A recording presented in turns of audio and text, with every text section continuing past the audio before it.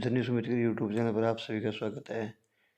आप इस ब्लॉग में देख रहे हो हमारी 11 नवंबर 2022 को शहीद स्मारक जयपुर में मंत्रालय कर्मचारियों के द्वारा एक दिवसीय आंदोलन के कार्यक्रम की झलकियाँ और वहाँ पर कैसे हम सभी राजस्थान के कोने कोने से मंत्रालय कर्मचारी इकट्ठे हुए और वहाँ पर प्रदर्शन किया, उसके पूरे विवरण को यहाँ पर आप इस वीडियो में अंत तक देखोगे तो हमारे साथ अंत तक बने रहें और इस पूरे वीडियो में उन पलों को आप एंजॉय करें।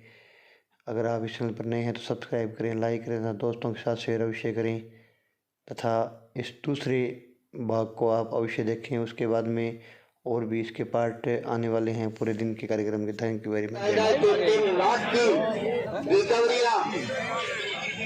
निकाली जा रही थी और रिटायरमेंट होने वाले हमारे साथियों ने जमा कराई।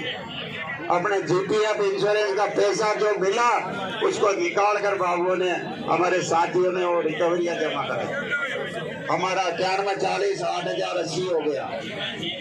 बाबू संगठनों में विघटित आने वाले टाइम में हमारी संख्या ज्यादा से ज्यादा होना चाहिए। मैं अपनी वाणी को यही विराम देते हुए सभी का धन्यवाद करना चाहूंगी।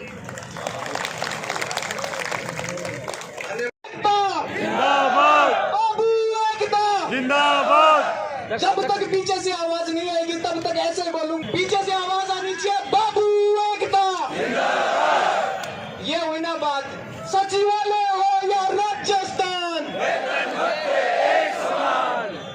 मैं यहाँ पर नेतृत्व कर रहे मेरे सभी सीनियर साथियों से धन्यवाद ज्ञापित करता हूँ कि उन्होंने इतनी बड़ी इस जनसभा का और इस रैली नहीं रेला का आयोजन किया और पूरे राजस्थान को चेता दिया कि अब वो दिन दूर नहीं जिस दिन बापू भी सचिवालय के समान 9,840 जो रुपए हैं और जो सचिवालय के समान वेतन बनते हैं उनको लेकर रहेगा। साथियों, ये दो ही प्रमुख मांगे हैं। ज्यादा गणित ना तो मुझे आती है ना आपको आती है, लेकिन आप यदि इन बातों को समझते हो तो हमें ये दो ही मांग चाहिए।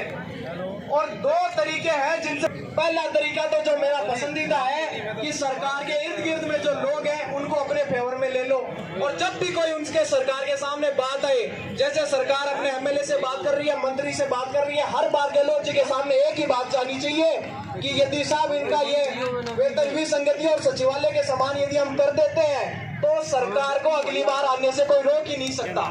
जो मेरा पसंदीदा तरीका है, मेरे इस पसंदीदा तरीके के अंदर यदि हम ऐसे कर देते हैं, जैसे पहला अपने स्टेट उठाया कि राठौर साहब को अपनी तरफ जोर दिखाने की जरूरत नहीं है, वो खुद आके कर देंगे। और राजस्थानी में एक कहावत है कि डोगरों के दे 8 को देर दे आवाज ना 60 दे दे। साथियों, दूसरे तरीके की जिसकी मैं बात कर रहा हूँ गणित नहीं है, लेकिन दूसरा तरीका है जोड़ का और बुरा वो भी नहीं है। उसके अंदर बस बात यह है कि यदि पीछे वाला बेटा है, आप सब सीनियर साथी यहाँ पर खड़े हो ना, तो मैं तो ये बोलता हूँ आप एक कदम बढ़ाओ। इनको पता नहीं है हम कौन है। यदि जिस तरह अभी यूडीसी के पद कम किए थे ना, इसका नुकसान हमें हुआ है।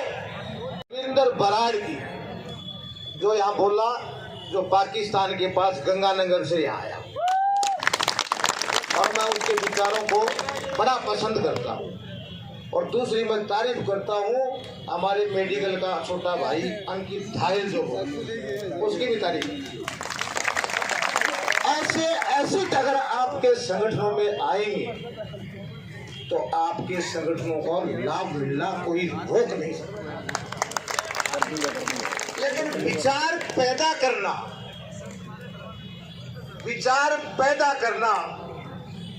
और लॉजिक के तहत, एक विजन के तहत आदमी का विजन होता है और उस विजन से कोई चलेगा तो उसको लाभ मिलेगा।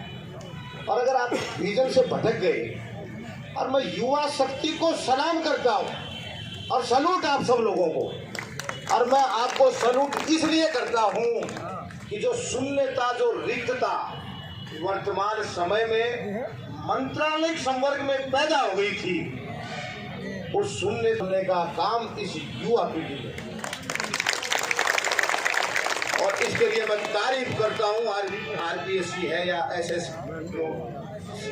कर्मचारी चयन बोर्ड से जो भर्ती हमारे 2 लेटेस्ट बैच हैं, 13 और 18, 13 के 18 में लगे, 18 के 20 में। ये जो हमारे लगभग 15,000 से ऊपर में साथी है, एमएलए को लेके इनको सब पता है। और मेरा एक उदाहरण दूंगा, में आ गया था, अभी 13 साल नौकरी बाकी है मेरी, और 2005 में मैं राजस्थान का जनरल सेक्रेटरी था, सूरज प्रकाश का अध्यक्ष थे राजीव गंजा से। तो क्या उम्र थी मेरी उससे, 17 साल पहले, 30 साल का था मैं। 30 साल की उम्र में मैं राजस्थान का जनरल सेक्रेटरी था, लेकिन मेरे लोभ नहीं था, लालच नहीं था, पद का कोई कभी गुमान नहीं रखा, सिद्धांत से कभी समझौता नहीं, जहाँ स्वाभिमान नहीं, जहाँ मेरे सिद्धांत को ठेस लगी, मैंने पद को ठोकर मार के गया हूँ। और मैं वो इंसान हूँ जो 2013 में ऐसे पेड़ के नीचे खड़ा होके और 18 में 40 करवाने के बाद मैंने कहा मैं ठक्कर मारता हूँ इस संघर्ष समिति, नहीं तुम्हारे साथ हूँ। और मैं कहता हूँ मैं छोड़ के गया था और मैं भगोड़ा था, कह सकता कोई राजस्थान में था कि 4700 रुपये वेतन बढ़ाने के बाद मैं उस आदेश की होली नहीं जला सका। मेरे जमीन ने मेरे को इस बात के लिए कॉन्शियस अलाउ नहीं किया, मैंने संघर्ष समिति को छोड़ना पसंद किया, लेकिन मैंने जो सरकार ने जो दिया उसका होली जलाना मैंने कतई बर्दाश्त। कौन थे? महेश व्यास और मनोज सक्सेना, मेरा सेक्रेटरी था मनोज सक्सेना उस समय, राज सिंह चौधरी जिला अध्यक्ष था मेरा जयपुर का, मैं तो अध्यक्ष था उनका, मिल जाता, महेश व्यास ने नहीं होने दिया। महेश व्यास किस खेत की मूली थी? तुमने तुम्हारे संगठन के साथ, तुम्हारे अध्यक्ष के साथ धोखा करके तुम उसके साथ गए, तुम्हारे साथ सही कैसे होगा? राजस्थान सिविल सेवा पुनरीक्षित वेतनमान नियम 2008 की अनुसूची 5 में संशोधन के होने के फलस्वरूप उत्पन्न वेतन विसंगतियों एवं इससे संबंधित अन्य समस्याओं के निर्णय उसने खुद का काम हुआ फील्ड है, लेकिन कर्मचारी के साथ उस आदमी ने धोखा नहीं। और जब तक 2 साल अध्यक्ष रहा, ऐसा कोई दिन नहीं गया जो किसी डिपार्टमेंट में नहीं गया और बाबुओं को बाबुओं के लिए लगा नहीं रहा, मैं उसके साथ रहता था। छोटेलाल जी अभी भाषण दे रहे थे, बीमा में गया मैं एक बार, एक सरदार अटक गया, वहां भी 2 मीटिंग थी, कई बातें हैं। तो मैं उनकी नैतिकता का घायल हूँ और उनका मैं सम्मान करता हूँ। और दूसरा, मैं सम्मान इसलिए करता हूँ कि मेरे जीवन में मैंने नेता तो वो देखे हैं, और सुन के स्टेट पैरिटी 13 में उन्होंने मेरे से सुन के, और वे साहब स्टेट पैरिटी से 3600 लेंगे। मैंने उस समय ये कहा था भाई मेरे मांग पत्र बना, तो उसमें ये लिखा कि स्टेट पैरिटी के आधार पर और ग्रेड पे 3600 किया जाए। अब मैं आपको बताता हूँ कि स्टेट पैरिटी क्या है। स्टेट पैरिटी का मतलब ये है कि जैसे आज L5 पे LDC है, L5 में कौन है? LDC है, और वो मांग क्या रहा है? 3600 L10। तो L5, L6, L7, L8 और L9। अब उसमें स्टेट पैरिटी में ये है कि अगर L5 में भी आपके 6-7 कैडर है, LDC है, कांस्टेबल है, ड्राइवर है, अमीन है, फॉरेस्टर है, आपके कांस्टेबल है, ये सारे हैं। इनमें एक का अगर वेतन बढ़ाओगे तो दूसरे का ऑटोमेटिक बढ़ाना पड़ेगा, ये स्टेट पैरिटी है। और इसीलिए जब 18 में 40 हम लोगों ने कराया, तो आपके साथ ये पुलिस के कांस्टेबल है, इनका भी वेतन बढ़ा, पटवारी का भी बढ़ा, ड्राइवर का भी बढ़ा, सबका बढ़ गया। और हमने कोई विरोध नहीं किया, भाई हमारा बढ़ाओ तो इनका बढ़ा दो, हमें क्या फर्क पड़ता है। लेकिन वो स्टेट पैरिटी की वजह से 17 कैडर का वेतन बढ़ाना, इसलिए हम समझते थे कि अगर अब L5 को 10 में ले जाए तो ये 5, 6, 7, 8, 9 5 को मर्ज करना पड़ता है उसको, और ये पॉसिबल नहीं है। और सचिवालय वाला, जैसे अभी इन्होंने कहा नए बच्चों ने, भाई आप लोग यूडीसी नहीं बनोगे, ओए नहीं बनोगे, अरे बोले पात झड़ंत देख हस्ती कोपलिया, पात झड़ंत देख हस्ती कोपलिया, मो बीती सी तो बीतेगी ठहरो बापड़िया। ये उम्र जो है ढलान, आज गोदारा जी को देख के आप सोच रहे हो रिटायर होंगे, पारेख जी फरवरी में रिटायर होंगे, लेकिन ये मेरे में नहीं आएगा क्या दिन, ये सब में आएगा। और जो जन्मा है वो मरेगा। तो आप लोग ये सोचो कि अपना भविष्य सुरक्षित कैसे है। अब 8700 ग्रेड पे कहाँ तो 8700 ग्रेड 71% को आपको बराबर है। सचिवालय के लोगों को सुना क्या आपने कभी कोई डिमांड करते हैं क्या कभी नहीं करते वो तो बाहर वालों को ही कराते हैं। आपको सचिवालय का कोई आंदोलन हुआ सुना क्या आपने? सिर्फ वो अपनी वार्ता करके अपने ऊपर की पोस्टें बढ़ाते हैं वो हमेशा। ये बात से मैं सहमत हुई नए बच्चों की कि वो हमेशा अपने ऊपर के पद क्रिएट कराते हैं और वो पद अगर बढ़ते हैं तो नीचे से पदोन्नति के अवसर बढ़ते हैं। और हमारा जो कैडर युवा उसमें नीचे के पद कट के ऊपर के बड़े उल्टा हुआ है। लेकिन सचिवालय पैटर्न लेने के बाद जो सचिवालय में होगा वो आप पर लागू होगा। अरे जब आपको वो ट्रैक मिल जाएगा, 98 से पहले बाबू के साथ अन्याय नहीं होता था। क्यों नहीं होता था? 98 से पहले बाबू के साथ अन्याय इसलिए नहीं होता था कि जो सचिवालय में होता था वो बाहर लागू हो जाता। और 98 में उनका अलग हो गया वेतनमान। तो आप घूमते फिरो। तो मेरा कहने का अर्थ यह है कि ये सचिवालय का जो पैटर्न है इसकी सबसे पहले राजस्थान में किसी कर्मचारी नेता ने मांग की तो वो 2001, 2 और 3 इन 3 वर्ष में धर्मेंद्र राठौड़ ने 30 सितंबर को वो अध्यक्ष बना था। 30 सितंबर 2001 को पुष्कर में वो अध्यक्ष निर्वाचित हुए थे और वोट पड़े थे। 6 वोट से ये टाक साहब हारे थे। ये बैठे ये उनके प्रतिद्वंदी थे और वो 6 वोट से जीता था। उसके बाद वो 31 अक्टूबर 2003 को नौकरी छोड़ के गया। कब? सितंबर 1 को बना और 31 अक्टूबर को डाक बंगले में हमने उनको विदाई दी। उसी दिन वो इनको अध्यक्ष बना के गया कि भाई मैं मेरा कार्यभार वरिष्ठ उपाध्यक्ष को सौंपता हूँ और ये 3 महीने में चुनाव कराएं। ये कह के जाने वाला मैंने मेरे जीवन में कोई कर्मचारी नेता दूसरा नहीं देखा। वो प्रिंसिपल वाला आदमी है, सिद्धांत वाला आदमी है, इसलिए मैं उसकी तारीफ करता हूँ और इसलिए उन पर हम थोड़ा और अधिकार भी समझता हूँ क्योंकि उसकी टीम में मैं युवा था उस समय। जैसे ये अभी ये जो बच्चे बोल रहे थे ना, ऐसे उस समय मैं ऐसा ही था। और जब काबिल लोग जब आगे नहीं आएंगे तो अयोग्य जो लोग हैं वो कब्जा करेंगे और अयोग्य लोग जब कब्जा कर लेंगे तो तुम्हारा अनर्थ होने से कोई दुनिया की ताकत नहीं बचा सकती। वागनी 2013 में अरे जब उस जमात ने कब्जा किया 3600 का नारा देके और करा दिया 8080 जो बात कर रहे 12,900 की यार जमीन ही बढ़ गया दुनिया।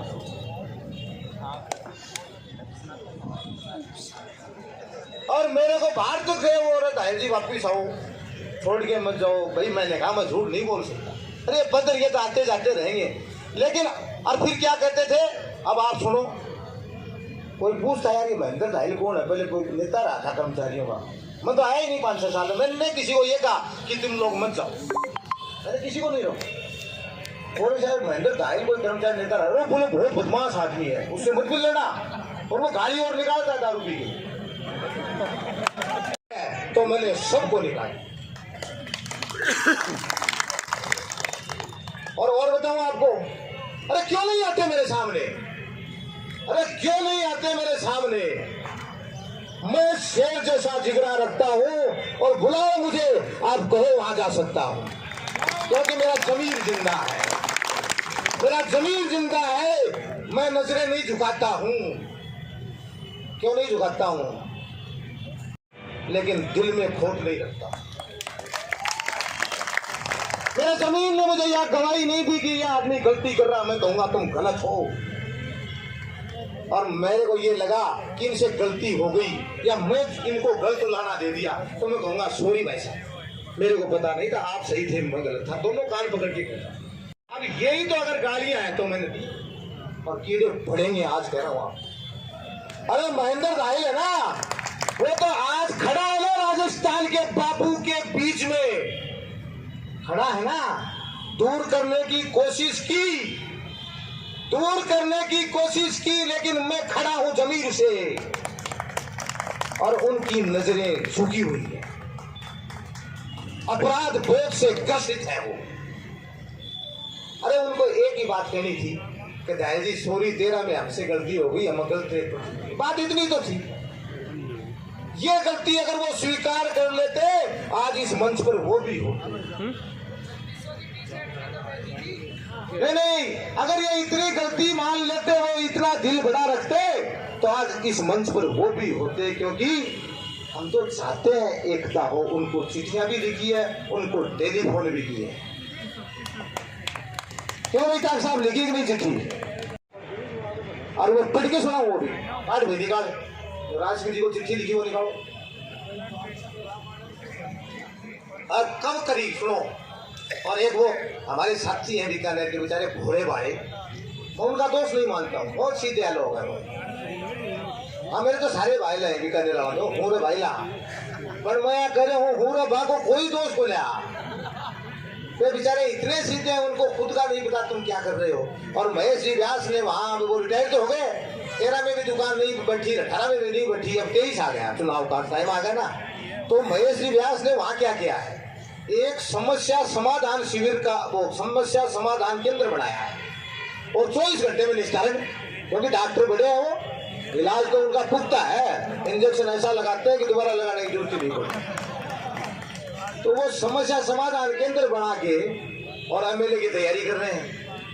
अब उनको ये पता नहीं कि महेंद्र धायल ने 2 साल मेहनत करके और आम बाबू को, नए बच्चों को ये समझा दिया कि 3600 नहीं मिल सकती। और उनको इस बात का पता नहीं, इसलिए बेचारे उन भोले पंछियों को और बोलो ग्रेड पे 3600 पैदल मार्च करेंगे।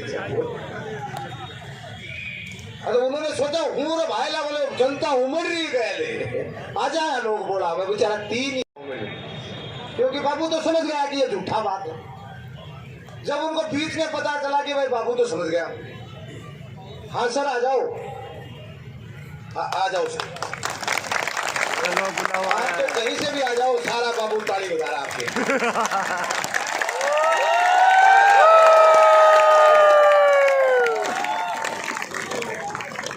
आप आओ इधर से MI रोड से, और ये जो शौचालय बने हैं वहां से वापस टर्न होके और यहाँ गेट से जाओ, आप लाने जाओ, स्वागत करने जाओगे, स्वागत करने जाओ सब लोग, अब बैठ जाओ सब लोग। 13 से मुझे 30 है किस बात की, कि 4700 रुपये LDC का वेतन बढ़ाया, सबसे बड़ा योगदान मेरा। और मुख्यमंत्री ने नाम लेके जब क्रेडिट दे, उसके बाद तो बाकी क्या रहेगा। और बोले साहब आपसे एक गलती हो गई। मैंने कहा क्या? अरे साहब आप उस समय हमें छोड़ के नहीं जाते, तो आप ही नेता होते। मेरे को राजशेखर ये सब कहते हैं, क्या कहते हैं? अरे राज यार आप समझो बात, आप उस समय गलती करके, अरे यार वो आदमी तो बहुत होशियार है, इंटेलिजेंट भी है, लॉजिक भी है, बढ़िया है, लेकिन यार उससे गलती हो गई, वो 13 में छोड़ गया। अरे तो भाई 4700 रुपये वेतन बढ़ा के छोड़ के गया हूँ, कोई कटा के थोड़ी गया हूँ। जो 4700 रुपये बढ़ा के और ये बोला भाई मेरी इससे ज्यादा औकात नहीं है, 1 रुपया नहीं दिला सकता, तो मैं गद्दार कहाँ हुआ? गद्दार तो आप थे ना, जो झूठ बोल के और बाबू को बैठाए रखा, उसकी BL कटाई, उसका खर्चा लगवाया। आज आप लोग आए हो, ये रैली कितने रुपए की मानते हो आप? किराए की है सिर्फ, 1 महीने की तनख्वाह तो मेरी गई। एक मेरा झुंझुनू में एक बाबू था और वो स्टेनो बढ़ गया, और उसका कोई मामला था, किसी ने उसको सजेस्ट किया कि यार वहाँ एक महेंद्र धायल है, उससे भी, और वो छोटा मेरे पास आया, आज रैली में भी आया होगा, वो सीखकर PWD में स्टेनो हो गया, खैर तो भी है। लेकिन वो बड़ी उम्मीद लेके आया कि यार भाई साहब मेरे को किसी आदमी ने कहा तो उससे मिलना, वो तेरा मदद कर सकता है। अब ऐसा कोई आदमी अगर उम्मीद रखता है तो इससे बड़ा सौभाग्य क्या होगा भाई मेरा? उम्मीद किससे रखी जाती है?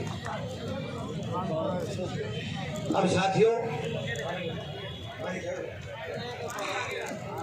देखो, मैंने हाँ मेरा वापिस आने का कारण भी सुन लो भाई, वो मैं जीवन भर धन्यवाद दूंगा इस शंभू सिंह राठौड़ को।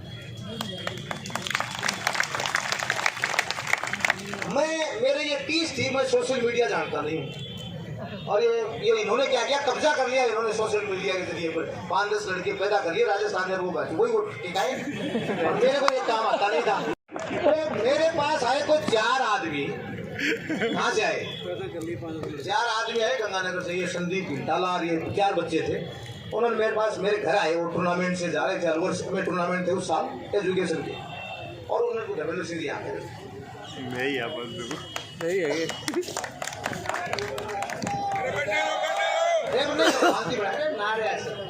भाई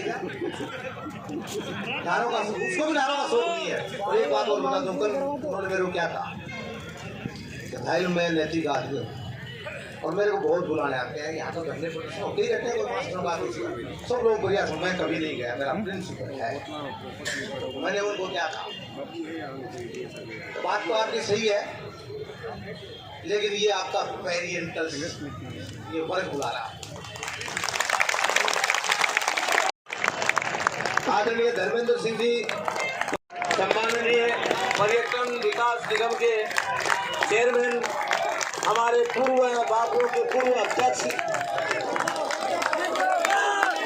राजस्थान के बाबुओं की शान, राजस्थान के कर्मचारियों की शान, राजस्थान के कर्मचारियों की शान धर्मेंद्र सिंह जी राठौड़ आपके बीच मौजूद है। मेरे बड़े भाई धर्मेंद्र सिंह जी राठौड़ आपके मंच पर पधार चुके हैं। धर्मेंद्र सिंह जी के लिए जिंदाबाद, धर्मेंद्र सिंह जी जिंदाबाद, धर्मेंद्र सिंह जी जिंदाबाद।